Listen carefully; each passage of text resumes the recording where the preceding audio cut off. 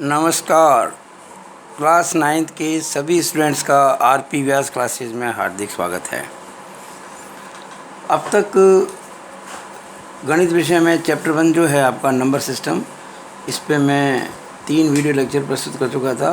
आज ये video lecture number 4 है और आज इसमें हम पढ़ेंगे √2 को नंबर लाइन पर कैसे रिप्रेजेंट करते हैं, √3 को नंबर लाइन पर कैसे रिप्रेजेंट करते हैं और √5 को नंबर लाइन पर कैसे रिप्रेजेंट करते हैं। नंबर लाइन यानी कि संख्या रेखा। ये आपके किताब का एग्जाम्पल नंबर 3 है एक्सरसाइज 1.2 से पहले का। ये एग्जाम्पल 4 है एक्सरसाइज 1.2 से पहले का और ये क्वेश्चन नंबर 3 है एक्सरसाइज 1.2 का। तो आज हम इसके बारे में समझेंगे कि इन 3 को नंबर लाइन पर कैसे रिप्रेजेंट करें। अपन इनको नंबर लाइन पर रिप्रेजेंट करना सीखें उसके पहले एक बात आपको समझानी पड़ेगी, वो है बौधायन प्रमेय। हमारे भारत के बहुत प्रसिद्ध गणितज्ञ हैं बौधायन, उस पे नाम पे है बौधायन प्रमेय। और इसका एक और नाम भी है पाइथागोरस प्रमेय। ज़्यादा प्रचलित नाम तो पाइथागोरस है, क्योंकि हमारे भारतीय गणितज्ञों को ज़्यादा महत्व नहीं दिया गया। लेकिन अब हमारा दायित्व बनता है कि इसको हम इस प्रकार से बोलें। कक्षा 10 के अंदर ये बौधायन प्रमेय के बारे में आप समझेंगे और यानी कि पाइथागोरस प्रमेय, इसको प्रूव करेंगे। अभी आपके पाठ्यक्रम में नहीं है, केवल इसका स्टेटमेंट, इसका कथन मैं आपको बता देता हूँ कि अगर कोई समकोण त्रिभुज है, राइट एंगल ट्राइंगल, जिसमें ये कौन समकोण है, जैसे मान लो इसको ए कह दिया, इसको बी कह दिया, इसको सी कह दिया, तो समकोण त्रिभुज में जो कर्ण होता है, कर्ण यानी सबसे बड़ी भुजा, उसका जो इसको कर्ण कहते हैं। और ये होता है आधार और ये होता है लंब। अगर मैं इसको कहूँ थीटा को, ये न्यून कोण है। देखिए, समकोण त्रिभुज का मतलब होता है वो त्रिभुज, वो ट्रायंगल जिसमें एक कोण राइट एंगल हो, एक कोण समकोण हो। जब ये कोण समकोण होगा तो बाकी दोनों का योग जो होगा 90 डिग्री होगा, क्योंकि तीनों कोण मिलकर तो 180 डिग्री होते हैं। अब अगर दो कोणों को जोड़ने से 90 डिग्री आता है तो दोनों कोण क्या होंगे, 90 से कम होंगे। इसका मतलब ये कोण भी न्यून कोण है और ये कोण भी न्यून कोण है। हम किसको भी मान सकते थे, मैंने इसको माना। तो जो न्यून कोण हम मानते हैं ना, जो एक्यूट एंगल कंसिडर करते हैं, उसके सामने की जो साइड होती है उसको अपन कहते हैं परपेंडिकुलर। ये आपके 9th क्लास में एक चैप्टर आएगा, उसको पढ़ेंगे तो आपको क्लियर हो जाएगा। एक चैप्टर आएगा 9th क्लास के अंदर बाद में। तो ये हो गया परपेंडिकुलर, ये हो गया बेस और ये हो गया हाइपोटेनियस।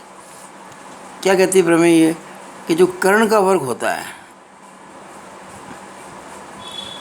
वो आधार का वर्ग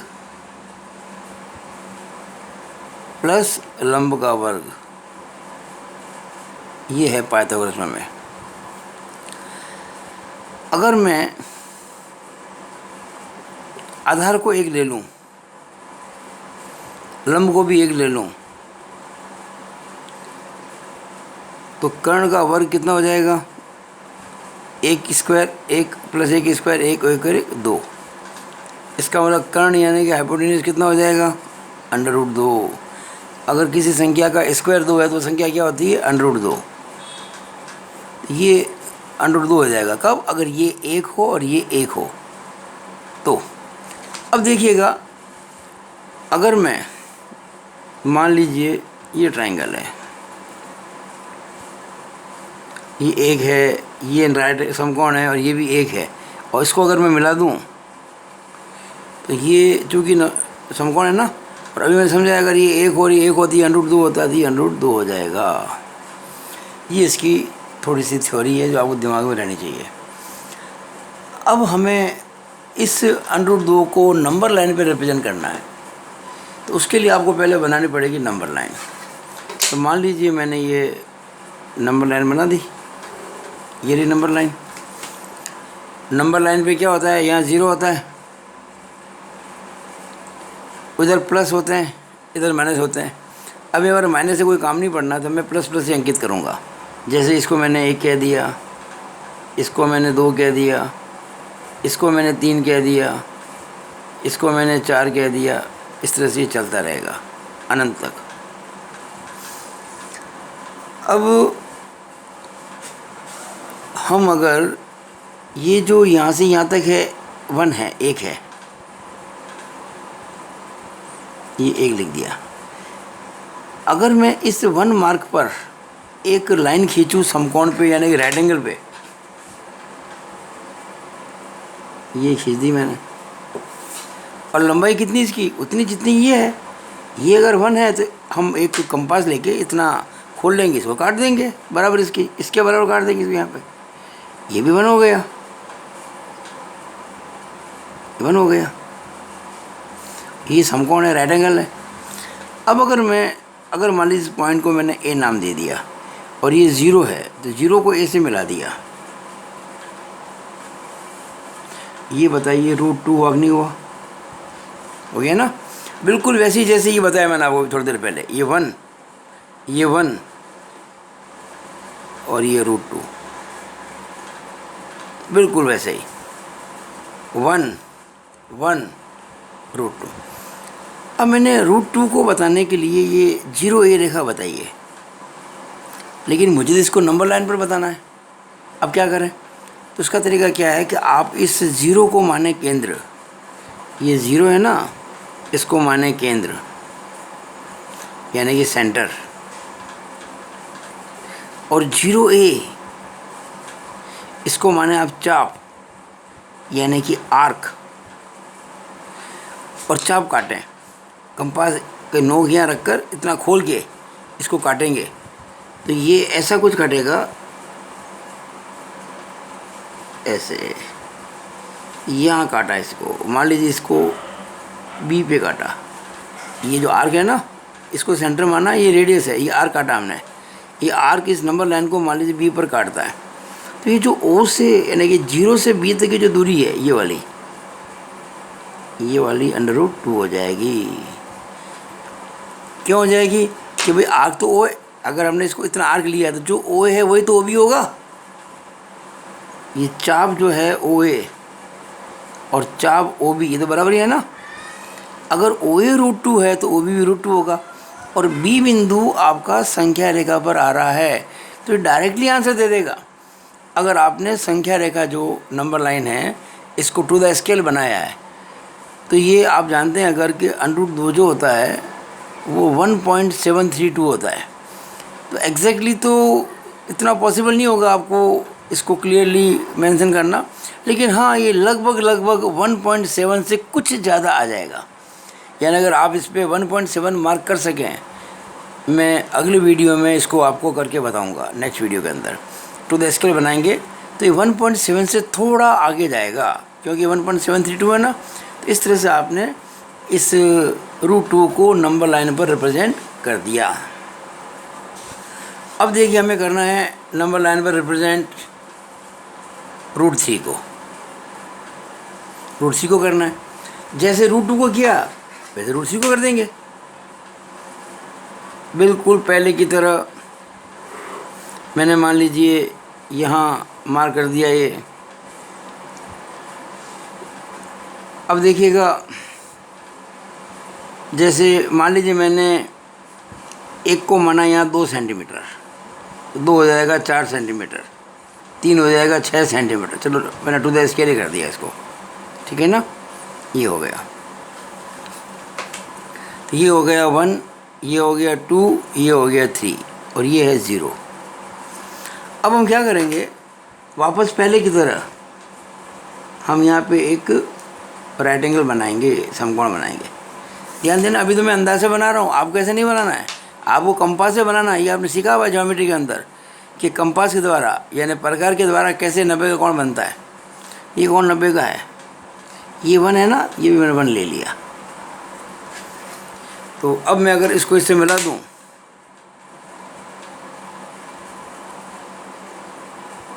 ये क्या हो जाएगा, √2 पहले की तरह। इसको मैंने कहा था A, अब क्या करेंगे, जैसे मैंने ये 1 सेंटीमीटर बनाया, अब मैं ओ ए पे एक रेखा बनाऊंगा 90 डिग्री पे। किस पे? ए बिंदु पर, ओ ए के बिंदु पर। ये देखिएगा ये वाले,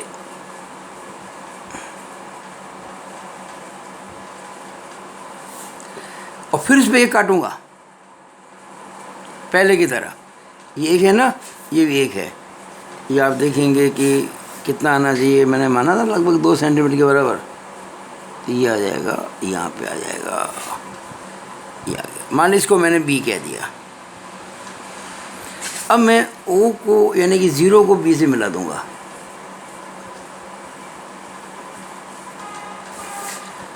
अब ये जो है 0B, ये बताओ इस समकोण त्रिभुज के अंदर कर्ण है कि नहीं है? क्योंकि समकोण के सामने भुजा कर्ण होती है। अब कैसे निकलेगा ये? अंडर रूट √2 का स्क्वायर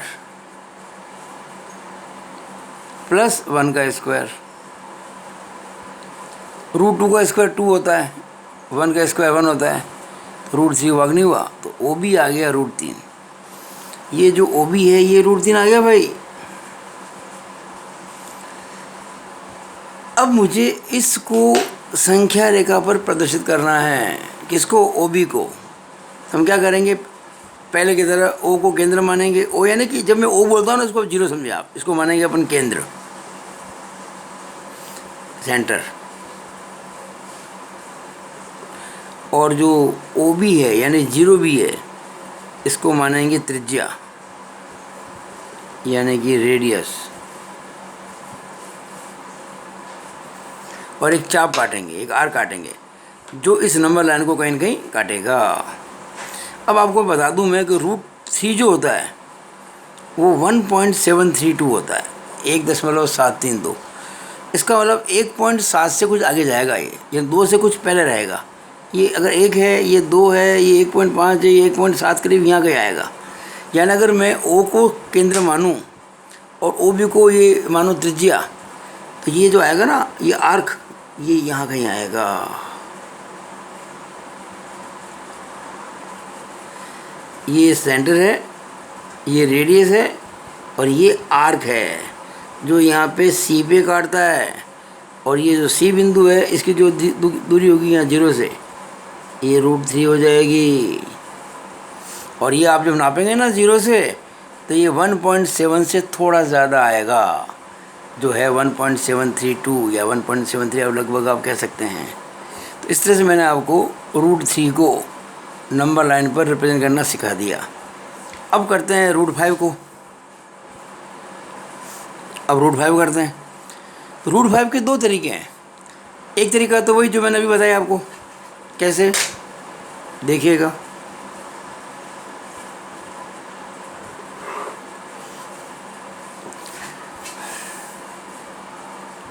जीरो 1 2 3 4 चलता रहेगा। आप 1 पे मार्क कर दें, ऐसे राइट एंगल बना दें समकोण। फिर जितना ये है ना, ये 1 है, तो यहाँ पर भी 1 बना दें। इसको इससे मिला दें, इसको इससे मिला दें। ये कितना आएगा? √2। अभी समझा था पिछली बार मैंने। फिर आप यहाँ पर बना दें राइट एंगल एक समकोण। फिर ये 1 है, ये 1 है, इसको 1 ले लें और इसको इससे मिला दें। ये कितना आ जाएगा? √3। एक बार और फिर आप 1 ले लें समकोण पे। एक बार समकोण और बनेगा, या फिर एक बार 1 लेंगे आप। देखिए ये 1 था, ये 1 है, ये भी राइट एंगल है, ये 1 है, ये राइट एंगल है, ये भी 1 ही है। इसको मैंने कह दिया A, इसको कह दिया B, इसको कह दिया मैंने C। अब आप O को C से मिला देंगे, 0 को C से मिला देंगे। तो ये जो O से C है यानी 0 से C है, ये हो जाएगा अंडर रूट किसका स्क्वायर? √3 का स्क्वायर। प्लस ये 1 का स्क्वायर, √3 का स्क्वायर 3 होता है, 1 का स्क्वायर 1 होता है, √4 आ जाएगा। और √4 आप जानते हैं 2 होता है, √4 आप जानते हैं 2 होता है। हमको करना था √5, अभी आया ये 2, ठीक है ना। देखिए 1 1 √2 √3 ये √4 यानी कि ये 2 आया है, ये 2 आया है। एक बार और कर देते हैं इस पे 1 1 1 1 और ये फिर ये राइट एंगल बना के फिर ये 1 ले लिया और इसको इससे मिला देंगे। इसको कह देंगे OABCOD कह दिया। अब बताइए OD कितना हो जाएगा? OD हो जाएगा √2 का स्क्वायर प्लस 1 का स्क्वायर यानी √5। ये हो गया √5। अब मुझे इस √5 को यहाँ शो करना है, कहाँ पर? नंबर लाइन पर।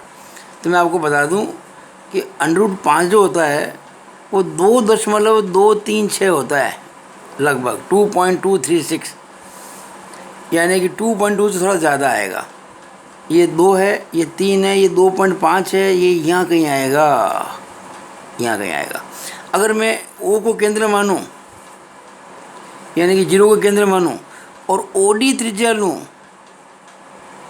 OD क्या लूँ? त्रिज्या यानी कि रेडियस, और एक चाप काटूं। ध्यान से देखने का, ये सेंटर है और ये इतना जो है, ये इतना मैंने चाप लिया है यहाँ से यहाँ तक का। ये बाकायदा काम कंपास से करना होता है हमको, अभी हम रफली कर रहे हैं। और अगर मैं इस चाप को यहाँ रख के काटूँ तो ये यहाँ जाके मिलेगा करीबन यहाँ पे।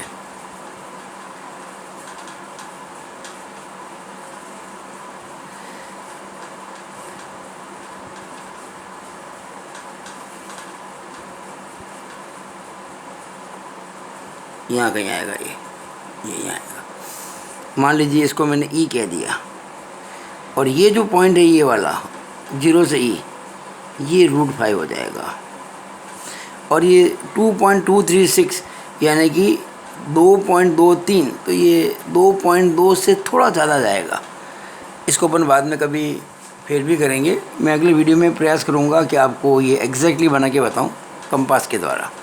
तो इस तरह से भाई हमने आज सीखा। अच्छा, एक तरीका इसका और भी है, हम क्यों नहीं पहले नंबर लाइन पर, जैसे 0 है, ये 1 है, ये 2 है, हम सीधा दो ही ले लें। ये लो, ये 2 ले लिया मैंने, और यहाँ पे हमने एक लाइन खींच दी। कितनी? 1। देखिए ये 1 है और ये 1 है तो 2 हो गई। ये सारी यहाँ से लेके यहाँ तक, ये वाली ये 2 है। और ये राइट एंगल समकोण है, इधर मैंने 1 ले लिया, या 1 को मतलब ये यहाँ से यहाँ तक इसी ले ली और इसको इससे मिला दिया।